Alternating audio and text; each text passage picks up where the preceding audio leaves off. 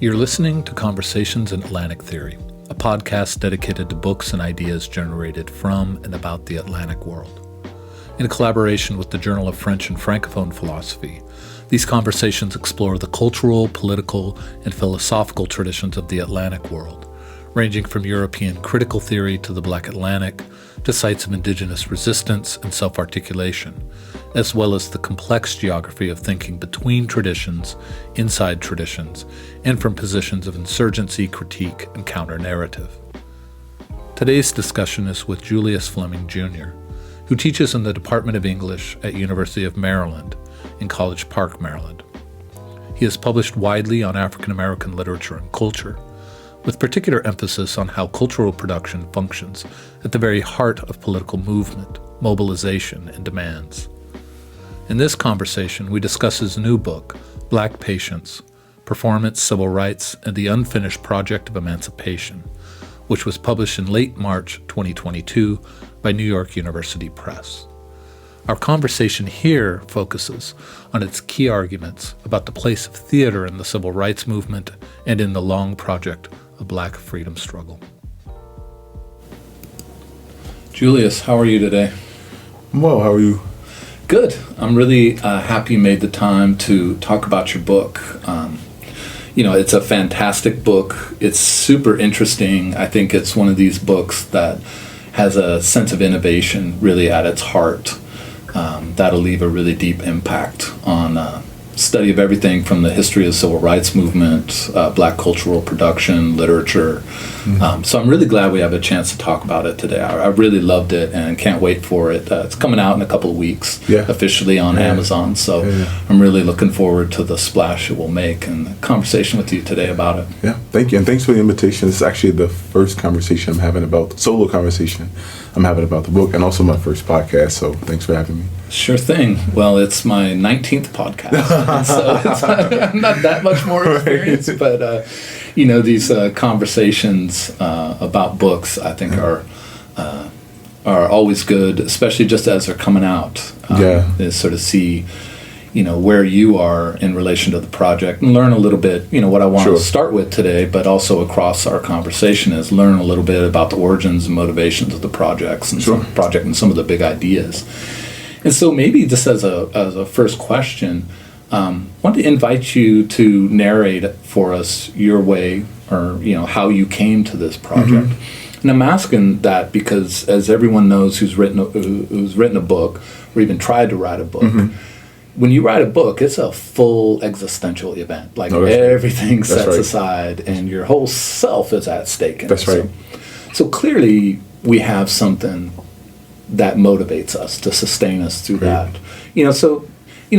Broadly, whether it's personal, intellectual, ethical, political, just, if you could sort of say, like, why this project, why now? What are your scholarly, professional, even personal motivations for the project? Yeah. I'm laughing at your reference to the book being having this existential connection. I never kind of had bad words with my grandmother, but she routinely called my dissertation, which of course became the book, my little essay. Your little essay? My little essay. It was like fighting words even from an old lady. Right. Yeah. So I felt like she was attacking me for the first time in my life. No, but it grew out of a graduate seminar actually at the University of Pennsylvania that was taught by Thaddeus Davis, who went on to become my dissertation chair.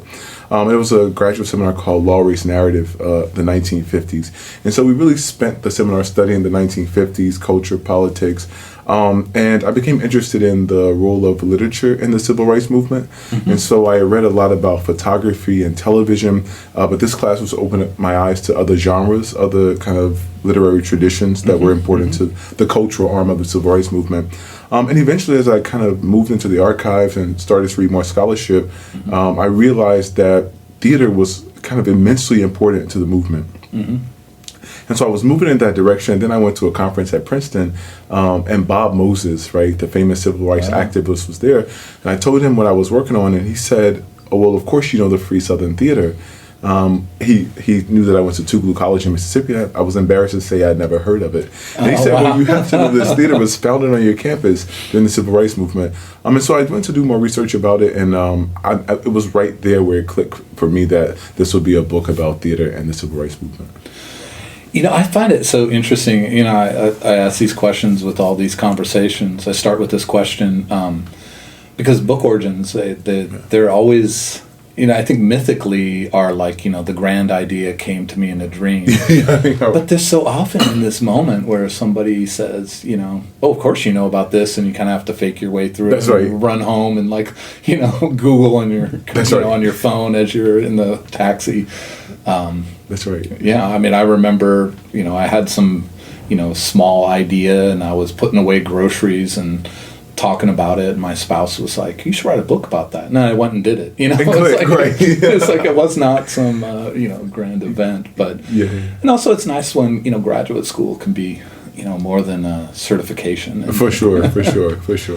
But why the civil rights movement? What do you, I have to say that if you were to have pitched to me abstractly, I want to write a book about the civil rights movement, I would be like, man, is there anything that has more about it? This seems kind of crazy.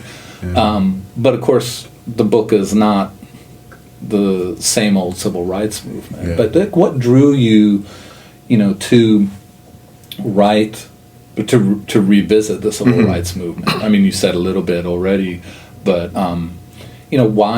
why do that? And what do you think your book opens up about the civil rights movement that's new? For sure.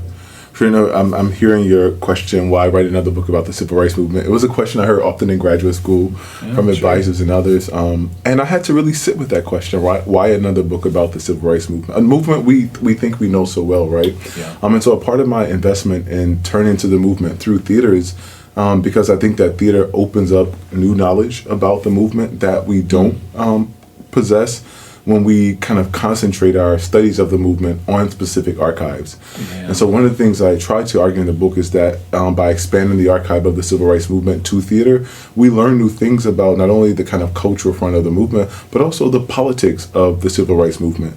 And so one of the things that was happening in scholarship, especially while I was in graduate school, is this kind of pivot to the long civil rights movement framework. Mm-hmm. And a part of what those scholars were arguing in that scholarship is that somehow the classical or conventional phase or classic phase of the movement, which is about 1954 Brown v. Board of Education to around 68 King's death, was somehow not radical, that it was somehow too caught up in liberal democracy, and that if we really want to, of course, locate the radicalism of the civil rights movement, we have to go back to the 1930s and the 1940s, and specifically we have to go to leftist political orientation or to communism in particular.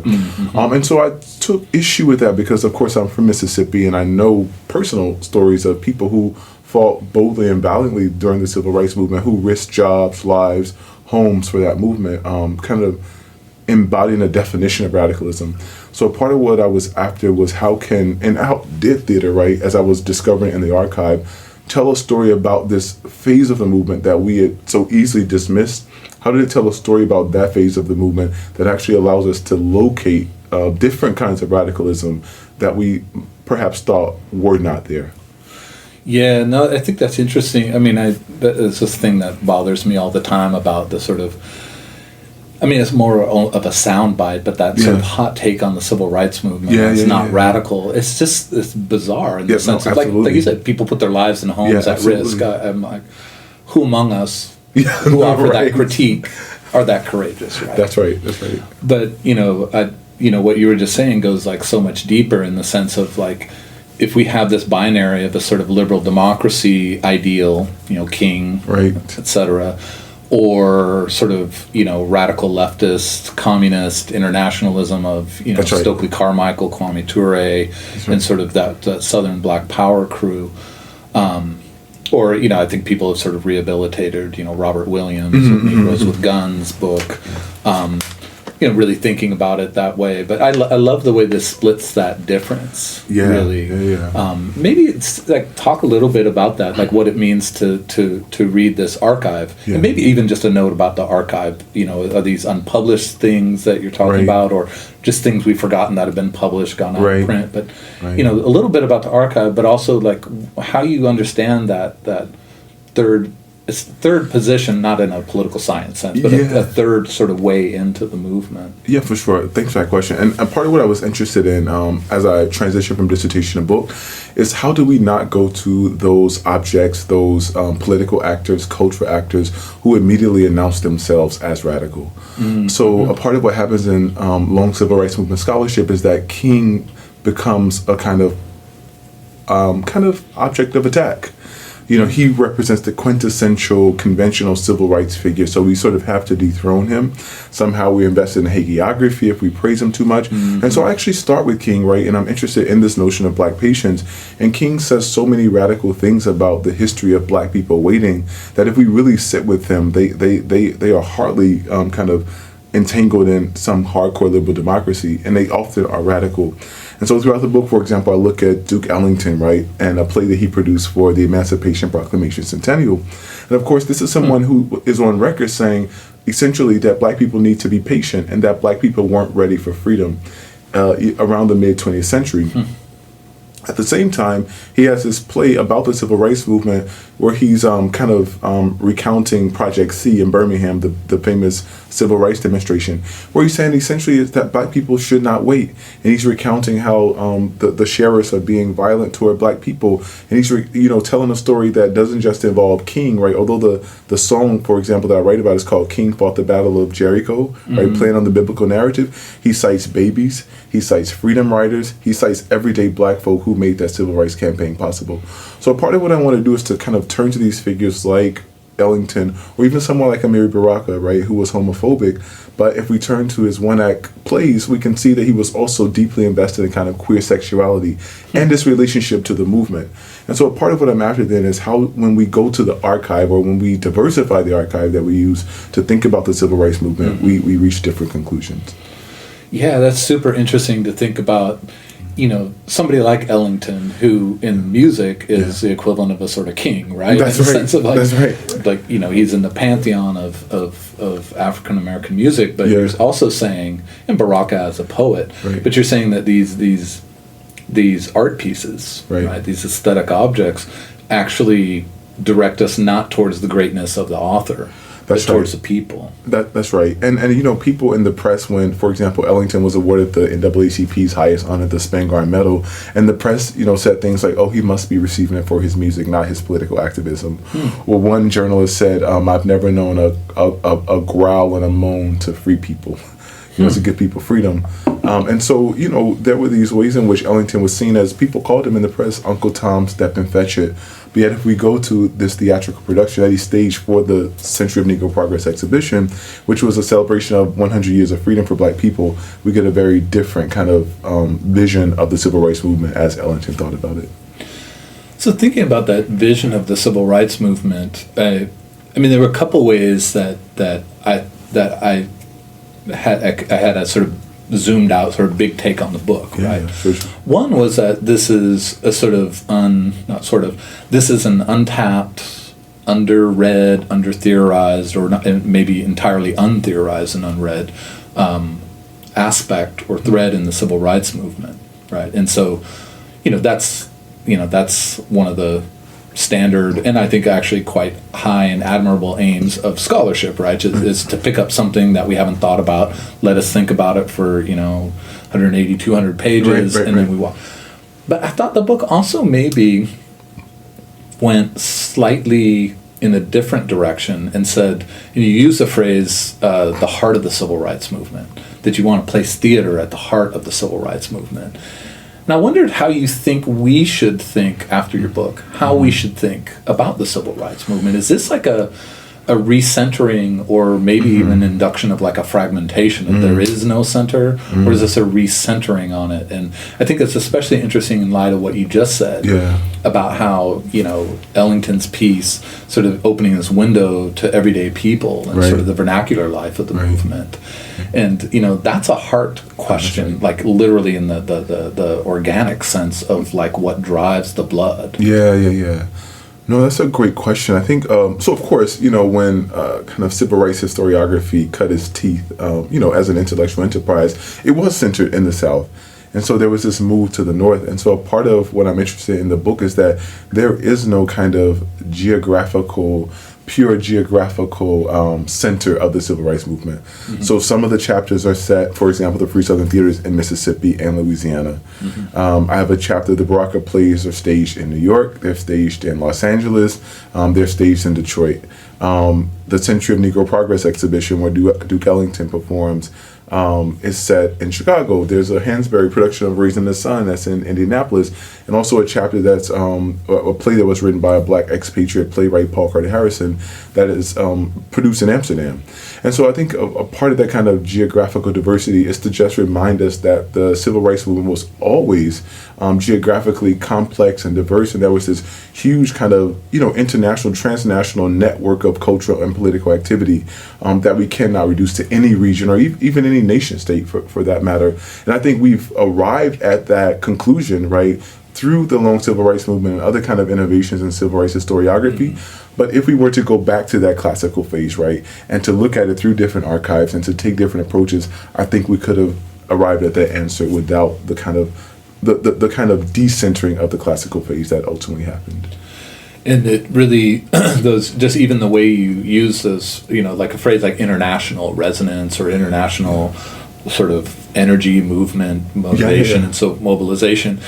Even just when you use that phrase, I found myself thinking like, like the independence era in Africa, right? Independence era in the Caribbean. Right.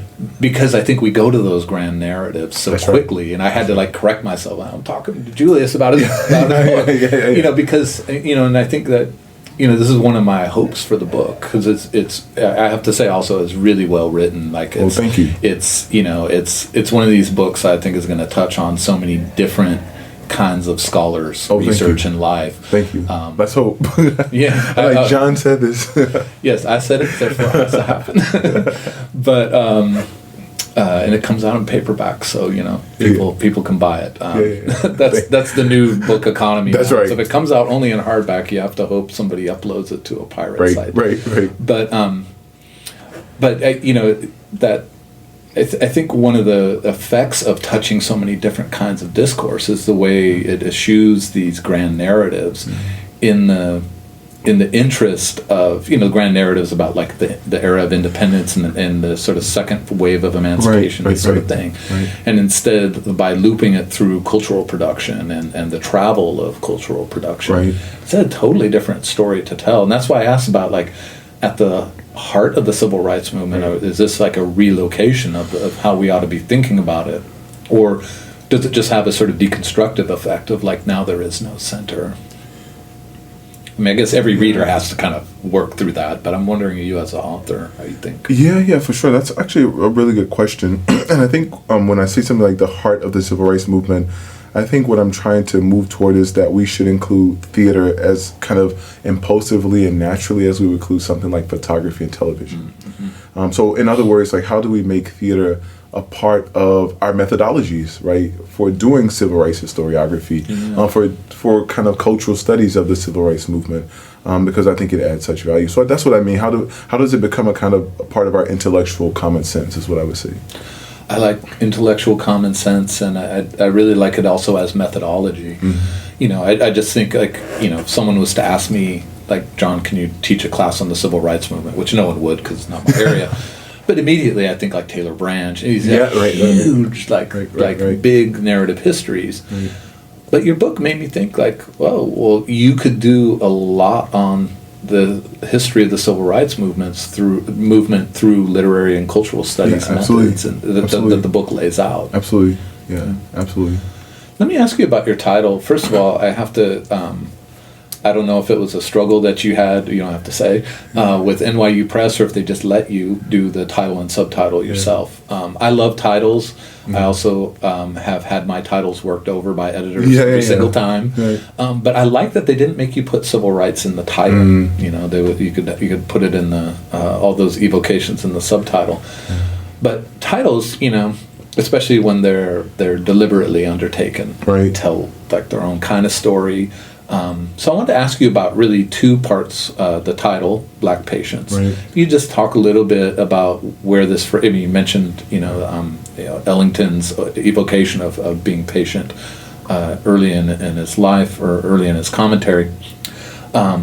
but also just, hear you talk a little bit about that title, but also the part of the subtitle, The Unfinished Project of Emancipation, and how you want us to hear both of those, and especially that unfinished project of emancipation. But really, Black Patience, that's the title of the book, it's the thread that holds it together. Yeah, sure. So the title of the dissertation that this grew out of was Performing Civil Rights. And so civil rights certainly featured more prominently in the title there. And I'll be honest, I remember my dissertation committee, especially my chair, kind of saying, hey, Julius, this is really good. You have a wonderful archive here, but you still need to do a bit of work to figure out what argument you're making about this archive. The kind of theoretical, connective tissue that links each chapter. And so during my postdoc, I really started to think about that. And in the dissertation, I was writing a lot about time, the importance of time and space to the civil rights movement. And so I was kind of especially interested in time. And what I found in each chapter, in each archive, is that Black people were constantly saying, this country continues to ask us to wait. We refuse to wait. And I also constantly saw people from William Faulkner saying Black people go slow, to Dwight Eisenhower, to Kennedy, to Robert Kennedy. And so there was this kind of, even people who were seen as quote unquote friends of the Negro would issue this call to be patient or to take a gradualist approach to freedom. And so I was actually just, as they would say in Mississippi, just tickled to pieces by how bold Black people were in saying, we will not wait for our freedom. And so that's where Black Patience comes from, right? This kind of historical continuity regarding Black people waiting for freedom, and also the intimate knowledge of those who are asking, knowing that freedom likely will not arrive, at least in the form that they presented it to Black people. Yeah. No, I just taking those utterances seriously as not just like bold statements, but as theoretical self-articulation. For sure. Which is what the book does, and I appreciate that so much. I mean, it's part of my sort of interest as a theorist generally of taking, everyday life or vernacular life seriously as philosophy, seriously as cultural theory and political commentary and so forth. And that's what the title of the book does. As you just said, it takes these utterances people had and said, like, this isn't just someone talking shit. Exactly. Yeah. This is someone saying, here's who we are. That's right. How we're mobilized in the world, what we want from the world, and where our very existence. And for me, that's so important for Black study. The first chapter is about, to the subtitle, The Unfinished Project of Emancipation, this group of artists and politicians and thinkers who 100 years after emancipation are really sitting with the question of what is the nature of Black freedom? What is our political condition? And they really think carefully about this question, and the answer that most of them arrive at is that we aren't slaves anymore. We aren't total citizens. We don't have complete citizenship, but we're somewhere in between, right? And in the archive, I found one observer who actually said we're part slave, part free.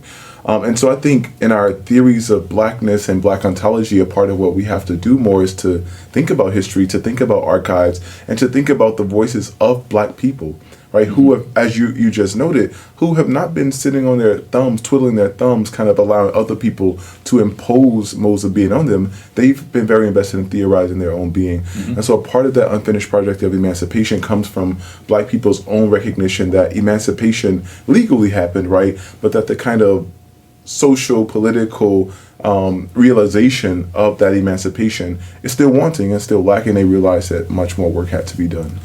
So what do you think, this in some ways is just a sort of word association or phrase association question, but, the unfinished project of emancipation versus, say, the long march to freedom. Like, are these just two different phrases, or do you think, because, and as I say, for me, like long march to freedom, I think that's a sort of common, civil rights history sort of phrase, and long civil rights. The march, the protest, the big figure leading the protest, and freedom as like an American ideal. I do think that word emancipation, because of the Emancipation Proclamation, it really resonates very differently. And I wondered if that resonance difference between Unfinished Project of Emancipation, Long March to Freedom, I'm just using that phrase myself, but if that difference is something that you really wanted to drive home in the subtitle, but also in the book. For sure. So throughout the book, one of the things I spend a bit of time kind of being honest about is that some of the same people that I'm calling radical are sometimes kind of entangled with state power. Mm-hmm. They're sometimes entangled with liberal democracy, and sometimes have like liberal democratic visions of black political futures. And so many of their kind of black freedom dreams, as they were, many of their political aspirations are rooted in a kind of emancipation centered vision of what freedom should be for black folk. Mm-hmm. So in other words, this is what you promised us when you emancipated us, and eventually in some ways promised citizenship. And so the long march toward freedom, I think, similarly captures that. But I think there's something about emancipation that and the Unfinished Project of Emancipation that seeks to hold accountable the nation for breaking a kind of legal promise that it made to black people years ago that still has not been realized.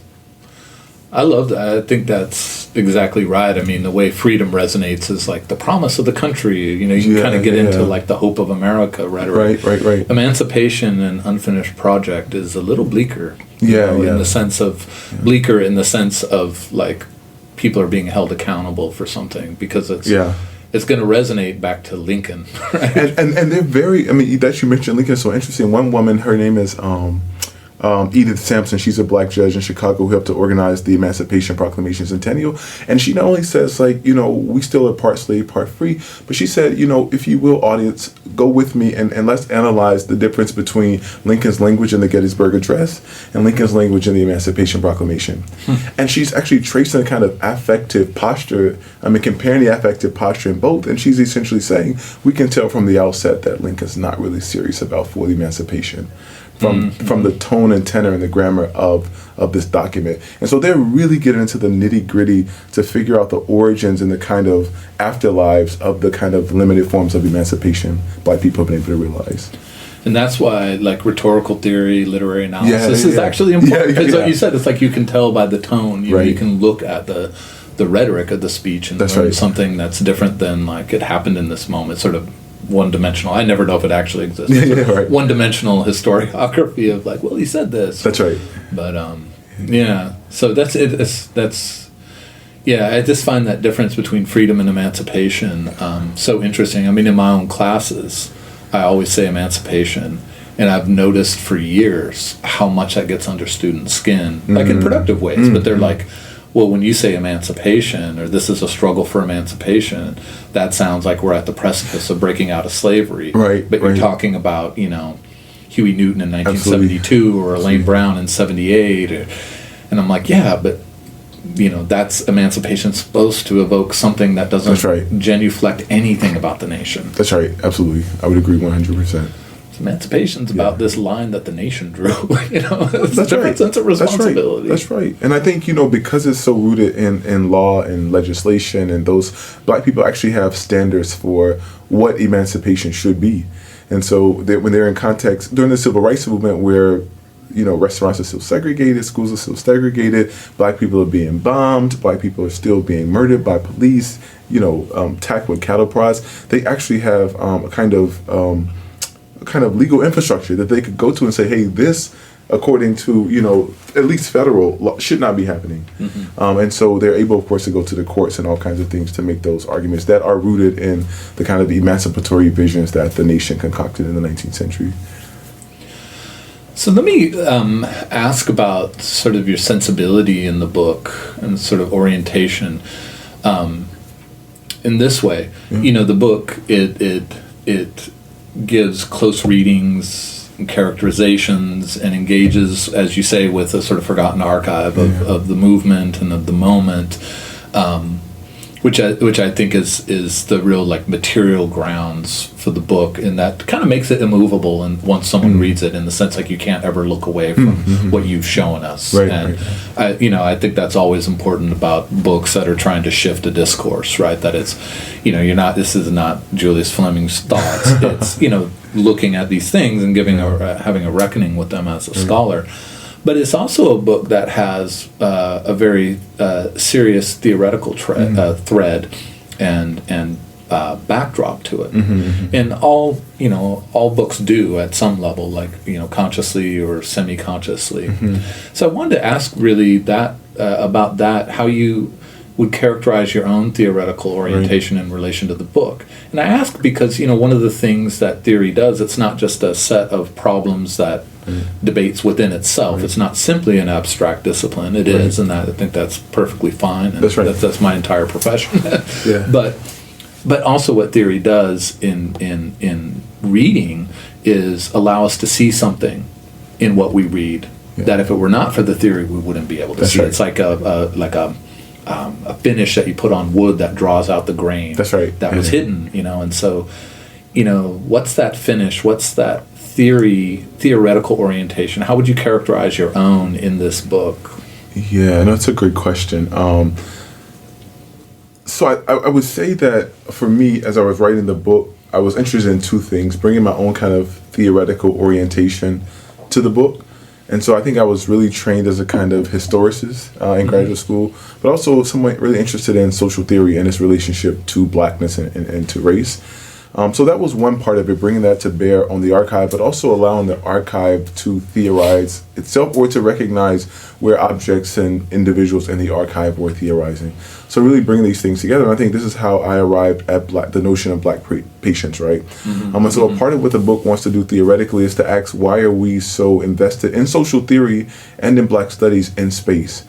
Even as time has been so vital to black experience, to black thinking, from the moment those Africans were enslaved and forced to wait, on land, but also forced to wait in the bellies of ships, forced to wait on auction blocks. This is, space is always there, but time is also absolutely essential to this experience. And so I wanted to kind of theoretically make time more central to the way we do black studies. And a part of what I, try to do there is to kind of coin this phrase, black time studies, as a way of moving in that direction. At the same time, I was interested in how American studies and black studies in particular are so fixated on the past and also the future. And so there's lots of work on history and memory, there's lots of work on Afrofuturism, but we don't think as much about the present. And in your discipline, philosophy, I was actually interested in all these philosophers who were kind of interested in making presentist study something bad, right? Something that we don't do. And so I wanted to really take seriously the importance of the present for black folk, people whose pasts are kind of laden and traumatic, and whose futures are uncertain, right? Because those promises don't ever really materialize in the way that they've been articulated or expressed. And so I wanted to take seriously the present as an important temporality, of course, for black cultural production, but also for black politics, right? And black political possibility. And a part of what I wanted to do was to go back to some of the key thinkers like Lauren Belant, who talks about, cruel optimism. And she particularly theorized in terms of kind of 1980s neoliberalism, but to think about for black folk how that kind of logic of cruel optimism, right? What keeps us hoping even as we know the object of optimistic attachment won't arrive? What keeps us hoping, right? That has a much earlier history for black people. Or even someone like Jose Munoz, right? Who is interested, rightly so, I think, in kind of critical idealism and hope and the future. Because he says, and I think rightly so, that for queer people, the future is often denied. But he calls the present in the process a quagmire and a prison house, right? But if we think about that logic of freedom now, if we think about that refusal to wait for freedom and what was going on in the civil rights movement and why the now became such an important temporality for black culture and politics, we have to revisit that notion of the present as a prison house. So theoretically, what I wanted to do is to kind of say that when we do social theory, what happens when we actually root those theories in the experiences of black folk and in the experiences of black archives, and how does that shift the nature of our conversation? I love that shift from thinking about space and the black experience and time, right? And I think, this is more in a sort of trending rhetoric, but it's been like a decade or so at this point of this phrase "black bodies," That's right. Which is space. That's right. Right. That's and right. One of the critiques or objections to that phrase is like, we're talking about people with lives, right? And sort of that lives versus static bodies. Like how to think very deeply about that. When you were just talking about that shift in the book from space to time, it really is then the shift from like how to understand, the movement of African American history in this case as about the manipulation of bodies, right? Yeah, As you yeah, said, yeah. like, waiting at the door of no return, waiting in the belly of the ship, waiting in the auction block, waiting on the plantation for emancipation, waiting for civil rights. Right. That movement of bodies is how, like, sort of, it's like the way sort of demographic study has become our tropes, right? People don't do demographic studies, but our rhetoric is so much that sort of demographic movement of bodies. But once you introduce time, as you were saying, it's all of a sudden it's like when people live in time, right? They do live in the present. That's right. There's no time like the present. If not now, when? That's right. We're tired of being patient. We're tired of waiting. Right. Those are windows into how, whatever the movement of bodies. Right. That's a very partial story, if not a completely false narrative. Absolutely. Absolutely. And I think so much of the theater in that period, for example, Lorraine Hansberry's A Raisin in the Sun, which is probably the most famous black playwright, not only produced on Broadway, but also was produced in black communities around the country, especially during Centennial Year. Mm-hmm. And so that play ends with, of course, Hansberry wrote alternative endings, but that play was celebrated by critics as somehow showing the potential of U.S. democracy, even for black folk, right? The possibilities of U.S. democracy and the promises. But it's like we see that family about to move into an integrated neighborhood, but within the dramatic present, we never actually see them get to that neighborhood. Interesting, right? Yeah. And it's this kind of moment of being in the middle of things in medias res, right? There's a future looming on the horizon. There's a traumatic past, right? The father has died. He's been worked to death. They lost the insurance money. They're living in the ghetto. And so black people, Saidiya Hartman calls it the space of being betwixt and between. Mm-hmm. And I think a part of what I call Afro-presentism tries to do is to not lament that space, right? To be critical of it and the conditions that produce it, but to also ask, what do black people do in this space between the past and the future, right? Recognizing that the future might never come, even as they're arguing for more humane black political futures. So I think Hansberry in A Raisin in the Sun just really captures that space of being betwixt and between, so that both the violences that produce it, but also how black people take it up as an important kind of cultural moment of kind of, or inspiration for cultural production, but also an important kind of grammar of black politics. There is something about theater that kind of embodies this, right? It's a document that anyone can buy, absolutely, and read and produce. But anyone who's been to, even a couple of theater productions knows, like, the performance of it. You talk about performing Black Freedom is the original title of the dissertation. But that what performance does is it has a strange temporality, because it's about something from the past, something somebody wrote. Maybe it's Hansberry in 2022 or Hansberry 6 months after, right? But it doesn't matter. It's a document that exists. Once it's published as a remnant of the past. That's right. Literally it becomes part of our archive. But every performance is in the present. And you can say, you and I can say we saw a play, and I say I saw it on Wednesday, you say I saw it on Friday. In the present, the moment we saw it actually means something. That's right. And I think, if we go to some of the productions, for example, part of what I'm interested in the book is also showing the diversity of black political thinking, the diversity of approaches to the civil rights movement. And so at some productions, there were, people in the audience who absolutely loved it. There were people like Fannie Lou Hamer, who was like, they're performing Waiting for Godot in the cotton field. And she's like, absolutely, this play is everything, right? Black people are the ones who've been waiting too long. At other productions, some of the children in the audience are throwing spitballs at the stage in the Mississippi Delta because they're so bored. Or some people walk out because they're like, we don't understand this play.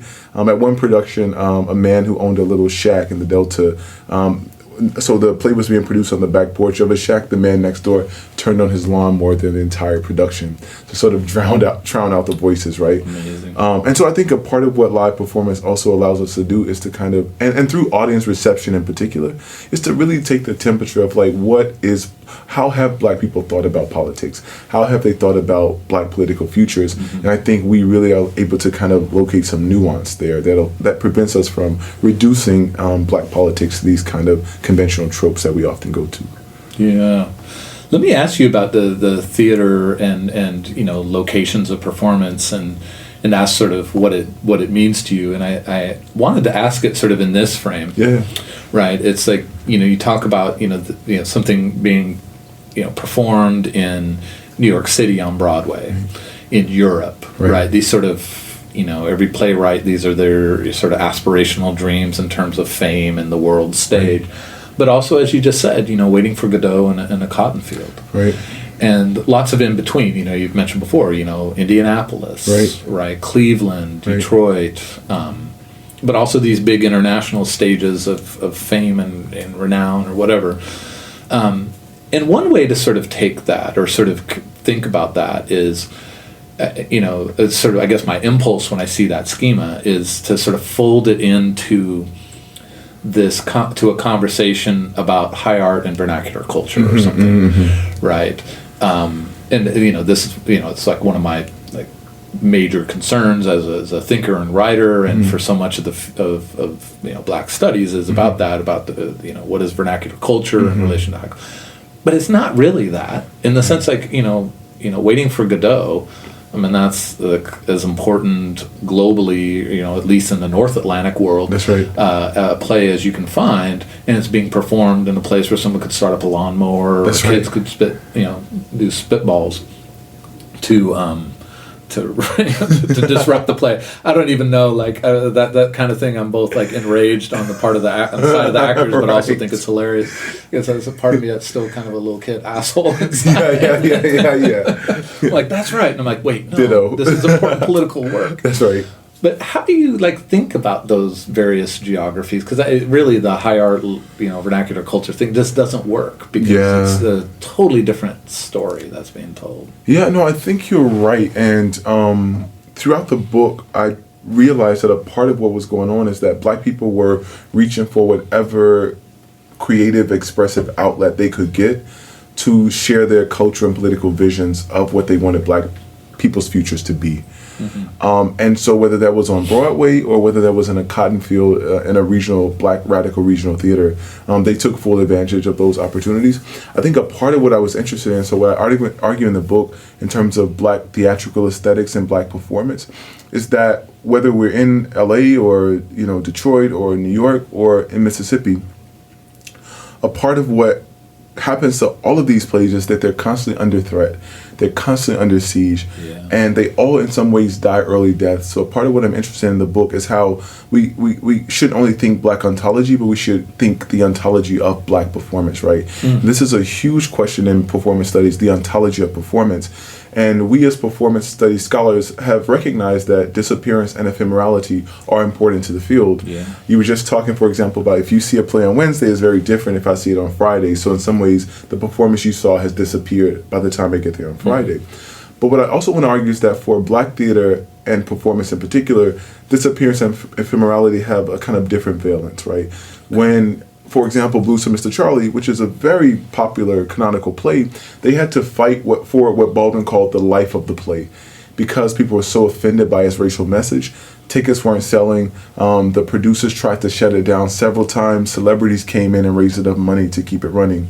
In Chicago and Detroit, the Vice Squad planted themselves in the audience of Amiri Baraka's plays, and they eventually shut it down in both cities because of its quote-unquote sexual, which is to say queer content. In Mississippi, those plays of the Free Southern Theater were bombed.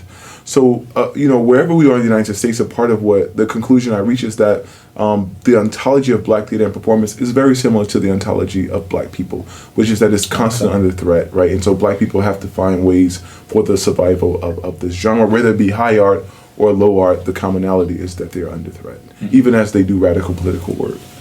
And I also think that, it's part of just repeating some of what you said, but the fact that it's radical political work is also what makes it, something in the Netherlands, in the Mississippi cotton field, and in some ways it kind of inverts that. Right? That's right. It's like that performance, both under threat, New York City, Chicago under threat, is this thread, but it's also like the emphasis on theater does in terms of our understanding of the civil rights movement. It either recenters or just fully decenters the entire discourse about performance. For sure.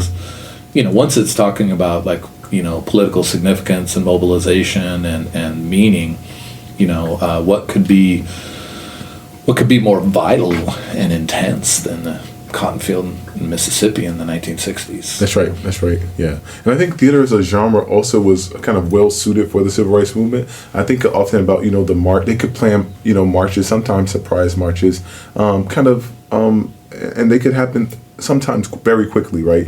There would be preparation. Theater was very much the same way. You could stage your production rather quickly, draw an audience, right? And in these little rural towns, for example, where there wasn't, the theaters often comment on how many people in the Mississippi Delta had not ever seen a TV. And many of them could not read. They were illiterate, so they couldn't read newspapers.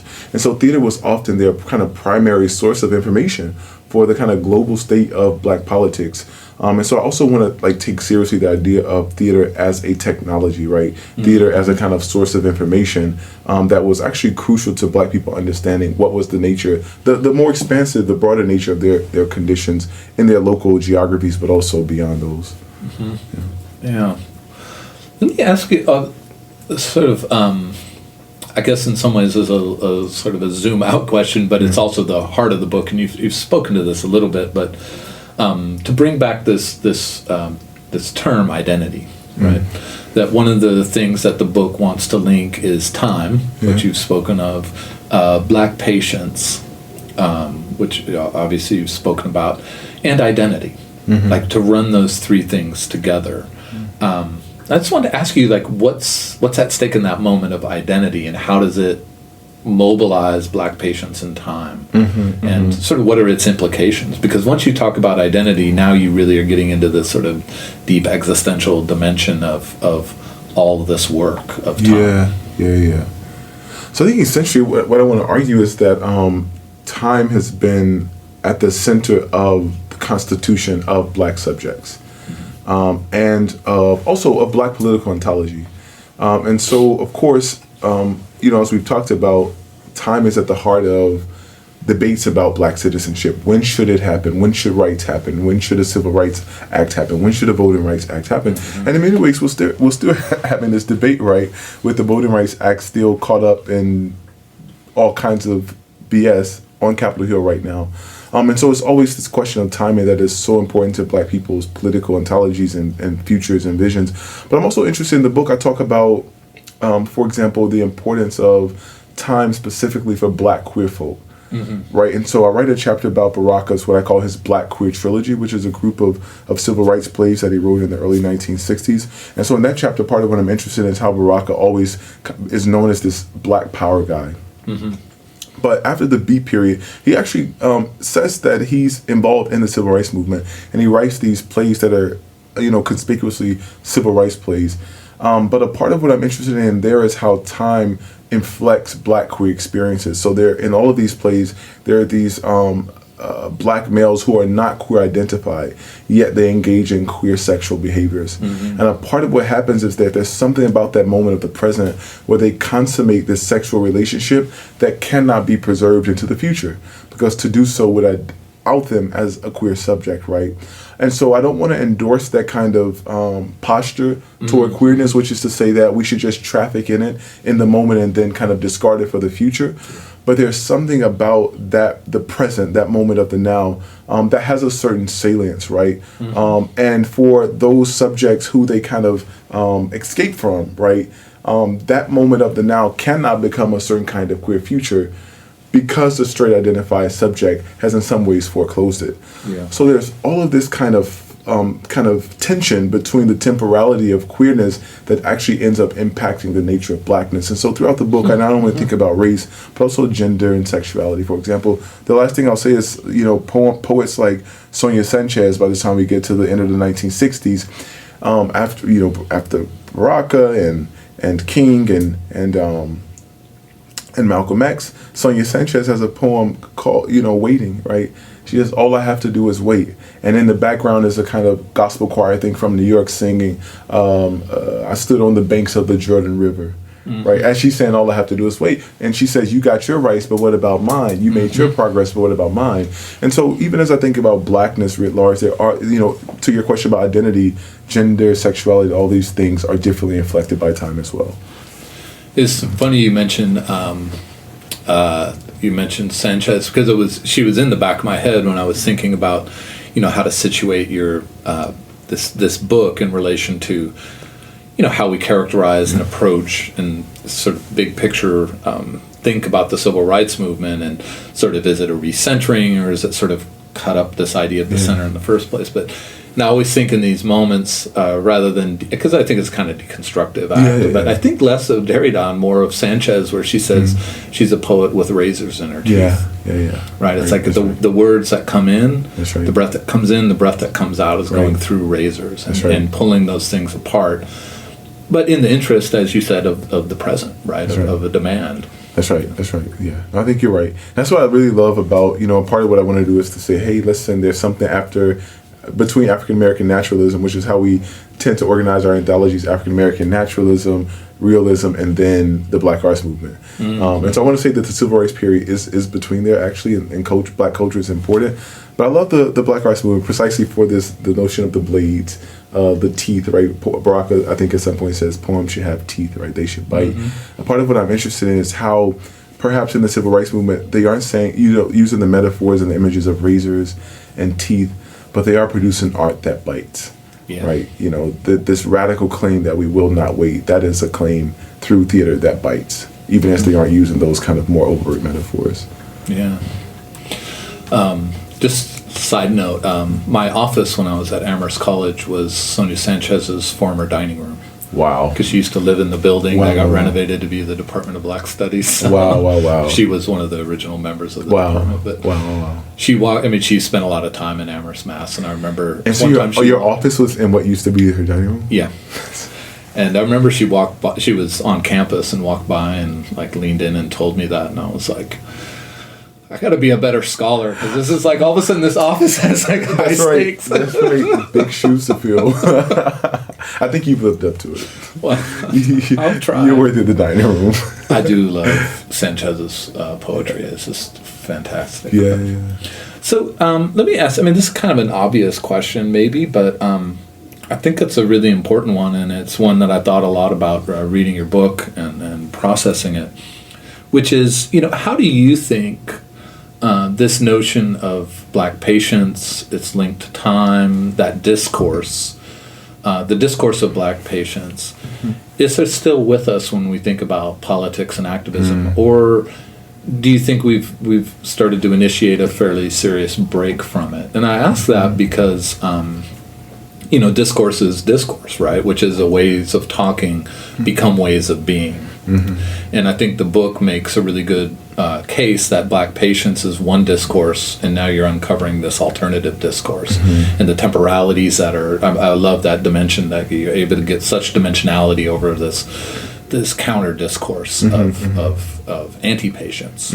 But I wonder how you think about the place of Black patience discourse in contemporary, whether it's sort of Black identity talk, whether it may be literature, music, or political activism. How much is it with us, and how much do you think we've really seen some break from it? Yeah. So I think, that if I'm honest, and I'm a pessimist who kind of leans toward optimism, if we're honest, Black patience is still as alive and well as it was during the Civil Rights Movement. I really think that our society is structured so that Black people will always be asked to wait to become full citizens, whatever historical moment we find ourselves in.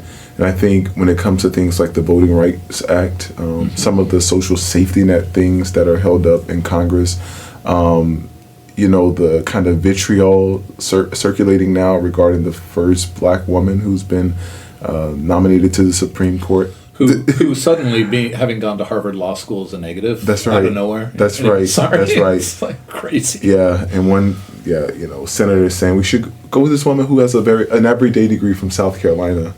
All of a sudden, who backed, of course, other white men and white women, white men in particular, who had these fancy degrees. So, essentially, I think we still struggle with Black patience. So the thing I'm not so sure about, though, in the book I end the book by actually talking about the sit-in and the gel-in, to think about how Black people have actually turned patience on its head. or how they have used waiting, right, as a kind of radical political and cultural strategy. Whether it's, waiting for the right moment to escape slavery, or thinking about Ralph Ellison, right, sometimes black people are behind the beat, sometimes they're ahead of the beat. So it's an important kind of political and cultural tool. It was certainly important to the sit-in and the jail-in, right? I will outweight your violence in the prison. And in the process kind of soften the blow of your violence. I struggle with thinking about how much that kind of tactic works today, which is to say, where does a kind of radical black patience get us today? Where can it be enacted? Where can it be effective? Or versus those moments where we should just say, we want it now. And that's something for me that's still unresolved. Yeah, I mean, it's this notion of black patience really did make me think about the complexity of sit-in as a form of protest. And, my adult life has been spent on college campuses, and, there's, when students want to protest something, it's so interesting the way the sit-in is like, that's what they believe that they should do. That's right. And I think it is a complicated thing because, what your book revealed to me, I definitely hadn't thought of this until the book, and really the phrase, the way it's this sense of patience that's actually out of step with what, radical activism was demanding. Yeah, right? It was actually the civil rights movement was largely impatience. That's right. But it gets cast as patience, and the sit-in reenacts that. It also has this funny moment. I mean, this is less about your book, but just one thing I also took away from that is how, when a group of students sit in on a president's office, the president has to be patient to wait out, and it drives them crazy. That's right. It That's right. drives let's broaden it. Drives white people to crazy. Crazy to have to be patient. That's right. Which maybe says something about the relationship between patience and freedom or sovereignty. That's right. I have a chapter in the book that's about James Baldwin Blues and Mr. Charlie, and about what I'm calling white impatience, and kind of the irony of white people historically asking black people to be patient at the same time that they've been the most impatient folk. And so when Baldwin produced Blues for Mr. Charlie, people were livid with the running time of the play, and they were saying, hey, Baldwin, you have to cut the running time of this play down. People will leave the theater. And a part of what they didn't want to see was this kind of extended meditation on whiteness that Baldwin gives us in Blues for Mr. Charlie. And from New York to the play was also staged in London at the Aldrich Theater, and a group of conservative British audience members got up and kind of started a ruckus and walked out and went to a local bar to talk about how to trash the play essentially. So there was a way in which these artists were not just interested in black patience; they were constantly saying, how can you ask us to be patient even as white folk are the most impatient people in the world? Yeah, no, I love that. I mean, for me, there are lots of things I love about the book. I think most of all the emphasis on time. Also really love just giving new readings of things that have either not been read or are not at the center. But I also love the way that, as you were just saying, this notion of patience illuminates so many political dynamics.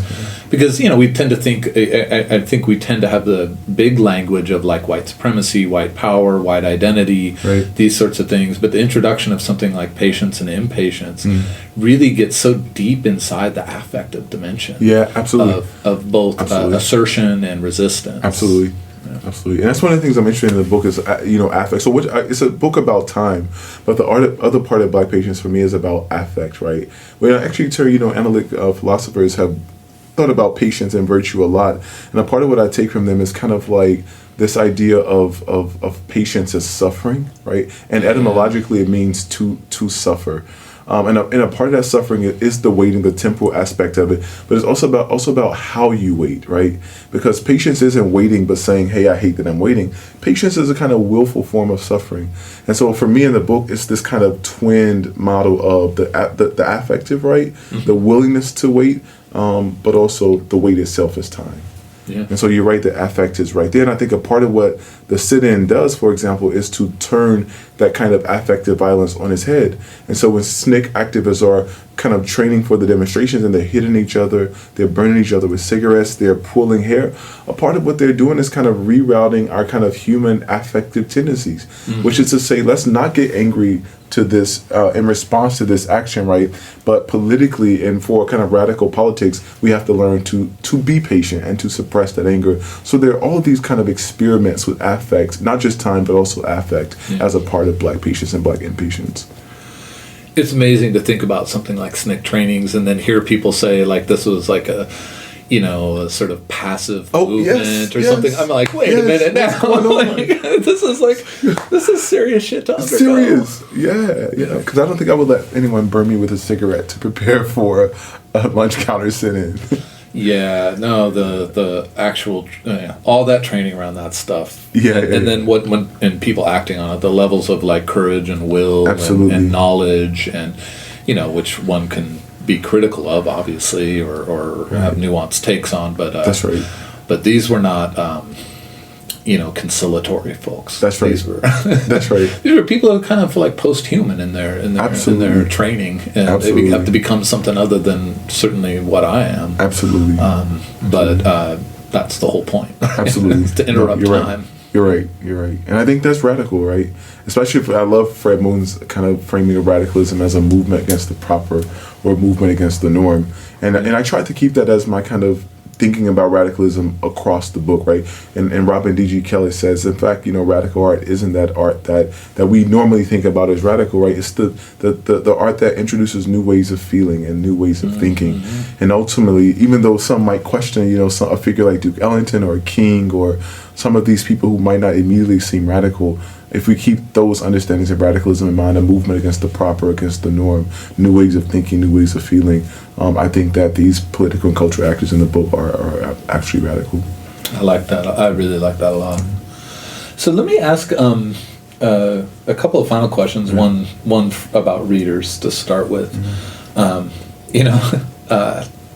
What I always say about anything I publish is like my dream is, my nightmare is that no one will read it. My nightmare is also that someone will read it. And so there's like, I have that, I still have the moment someone's like, oh, I read your book. And I just am like, can I leave? Yeah, no. Where's the closest exit?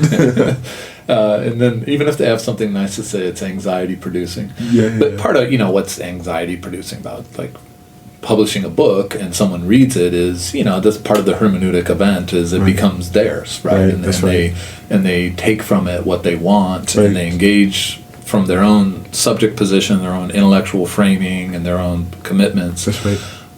But at the same time, we as authors don't write with that level of release, right? That's right. In the sense that we do write with the desire that our readers move away from our book in a different way. Yeah. And I say like walk away or move away rather than what's the takeaway. That's right. Because I think takeaways are these sort of sound bites. Walk away or move away is like your body, your sensibilities are changed, right? I like that. And so when you think about this book being bought, right, and read and thought about, what do you hope, right, rather than want or demand, right? So you're not an imperialist, but what do you hope that readers walk away with and move away with? Like, how do you want that to impact their sensibilities? Yeah. That's a big question. It's an important question. So I kind of, at a surface level, I want them to walk away from this book knowing that theater was important to the civil rights movement. Mm-hmm. And by turning to theater, we can know new things about this movement that we've studied for so long. The kind of more global, I guess, macro desire for me is that people actually in Black study as a practice, as a verb, right, actually kind of move away from abstract experimentations with the idea of Blackness. This kind of immaterial, Blackness is kind of this immaterial thing, toward a kind of Black study of practice that is actually rooted in the archive. A Black study that is actually rooted in what Black people have done, what Black people have said, what have Black people thought, how have they felt. And I think a part of what this book is a dedication two black people and their thinking and their feelings, and taking seriously how they view their own sense of being, right? Because I could, if I go to a place like Mississippi, what I call the kind of bastion of racial terror, or kind of the ground zero of black patience, if I bring a certain analytic to that geography, it can be one of deficit, doom and gloom. It can be one of the ontology of the slave, right? But once I start to actually go to those archives, a very different picture emerges. And so more than anything, this is what I want, that black people actually ground our thinking about other black folk, and black studies scholars in general ground our thinking about black folk in the archives that they have left behind. I love that. I have to say, I do think the book has that effect, right? It's hard to walk away from the book and not take that with you. So I would chalk that up as a likely victory. Thank you. But it's hugely different, because what you're, and not to reduce what you're saying, right? But in some ways what you're saying is like, these are reminders that black people are human beings. Absolutely. Human beings don't live in as abject space. Absolutely. They do make, perform. Yeah. Absolutely. For sure. So what about you? Because when we talk about books, I think there's a myth that everyone who has written a book knows is complete bullshit, which is that a book is like a snapshot of your big ideas. Mm-hmm. We write books, we have a big idea, maybe we have a title and some outlines, and we write. Yeah. But the process of writing and editing and getting criticism and revising and all of that, I mean, it is a full process. Just like it's an existential process, and it affects your life just to sit and take the time of composition, the self-esteem risks, and all of that. Right. But also when you write a book, you discover. I mean, I remember one of my undergraduate teachers said to me when I said I couldn't write, but I had great ideas, and he was like, "There's no such thing as great ideas until you write." That's right. And I was like, "What do you mean?" He goes, "Well, when you start writing, your ideas will completely change." For sure. Right? Whether it's deeper or broader or just different. So when we write books, as you know, right, it's a journey of our own transformation. Right. In the same way that when we read, we have a journey of transformation. So what about you? How do you walk away from this book? This is like both like how the composition of the book changed your own sensibilities, or altered them, or shifted them, or however you want to put it.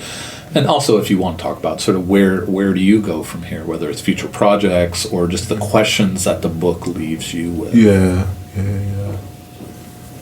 I think the book has humbled me in many ways. It's made me realize, because I think I've spent so much of my early career kind of buying into the logic that this is a kind of, you work in silos, this is an individualist profession.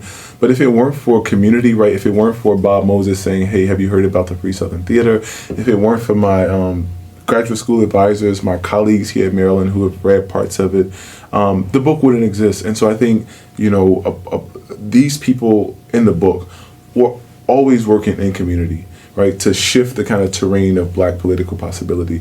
And I think writing the book about them has also kind of left me with a great appreciation for community. And even now, right, I'm only talking about this book because you invited me to be on this podcast, right? So I can write this thing, but if I never have an opportunity to talk about it, the ideas can kind of stay within the covers of the book. And so it gave me a greater appreciation for community. In terms of where I'm going next, I have two projects. One is a project that asks, have we kind of, in moving away from the nation state, who do we leave behind? And this kind of fetish for the transnational and the international. Another project grows directly out of this book, and it's a project about outer space. And so I write about how in the book, in Black Patience, about how at the same time Dwight Eisenhower was establishing NASA, right, and investing billions of dollars in spaceships and kind of destroying temporal and spatial boundaries, he's asking Black people to go slow. So also I'm working on a project that kind of turns to outer space as the kind of logical next phase of colonialism as decolonization and independence are happening. But thinking about the kind of violence of the enterprise, but also thinking about how in places like Zambia and Martinique, Black people also had visions of space exploration, where spaceships would be fueled by the poetry of Césaire, right? Or rather than, technology, Or in Zambia, for example, they say once we get to Mars, we're not going to treat the aliens like white folks treated us or the Native Americans when they colonized the New World. So these alternative visions of outer space as well. Huh. I can't wait. I'll get it written, So I always ask, it's like a thing I always ask at the end of these conversations, because I'm just curious how people's sensibilities are changed in new projects, and I always get really impatient about these new projects, because I'm like, I want to see what you have to say about it. But it is a whole event. But that's a fantastic project. Man, I love the book. I think it's super smart. I think it shifts a lot of paradigms. I think the centering of time in rather than space is transformative for Black studies and Black literature. But this conversation has just been fantastic. I've enjoyed it. Yeah, I think it really represents the depth of the book really well, and I'm happy we had a chance to talk about it. That's been great. Thanks for the invitation to be here. I'm looking forward to Baldwin and the Black Atlantic. We'll see. Yeah, I just need this pandemic to end so I can go sit at coffee shops. That's the only way I can get stuff done. Right. So thanks so much. And with these, when this new project comes out, we'll talk about that again. Sounds good. Thanks, Sean. All right. Take care. Right.